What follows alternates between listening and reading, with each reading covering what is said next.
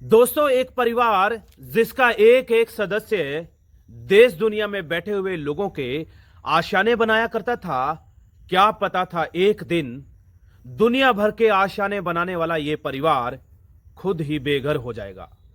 आज कहानी घटना एक ऐसे परिवार की जो हंसता खेलता परिवार था, भरा पूरा परिवार था और मात्र एक गलती ने सब कुछ तबाह कर दिया।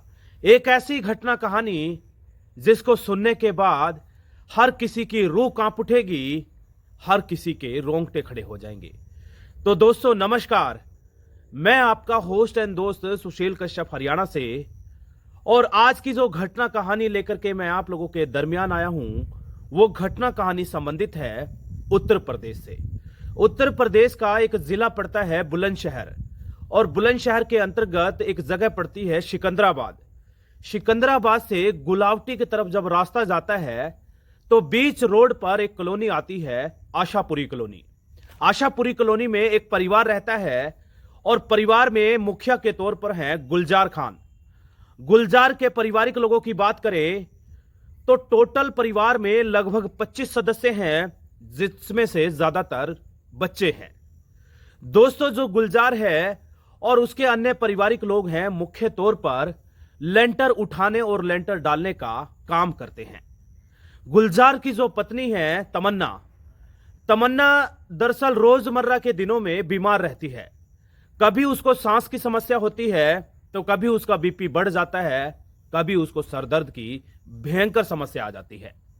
तमन्ना जो है 20 तारीख को नजदीकी हॉस्पिटल में जाकर अपने पति के साथ जब पहुंची तो डॉक्टर्स ने तमाम सलाह मशवरा करने के बाद, तमाम चेकअप और जांच करने के बाद तमन्ना और उसके पति को हिदायत दी कि ये तमाम तरीके की दवाएं ले लेना, साथ ही साथ एक सिलेंडर भी लेते जाओ।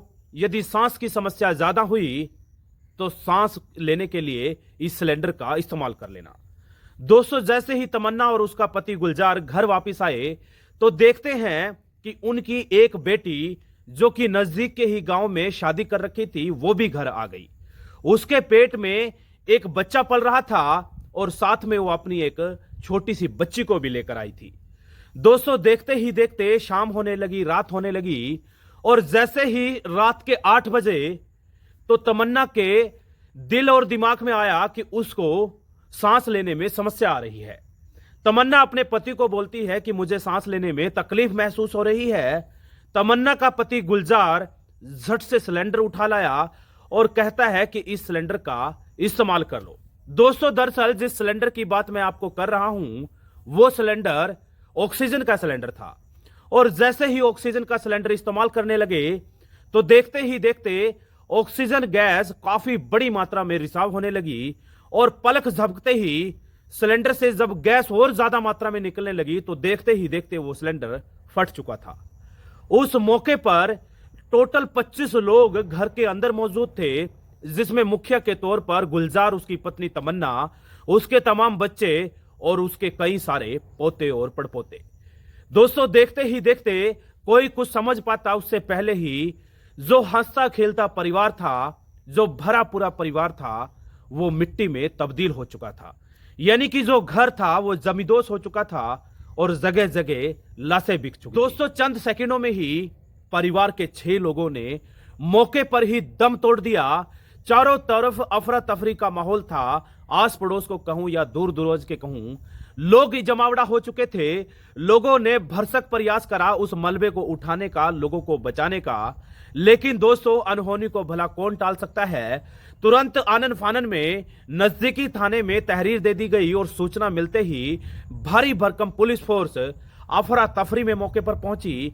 लेकिन दोस्तों, पुलिस भी आकर भला क्या करती, क्योंकि तब तक सब कुछ तहस नहस हो चुका था।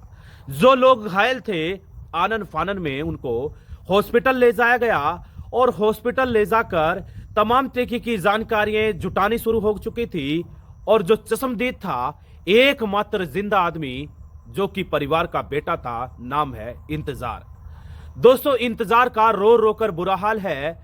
तमाम पत्रकार साथी जब उससे सवाल करते हैं तो सवालों के जवाब देने में भी इंतजार अपने आप को असहज महसूस कर रहा है।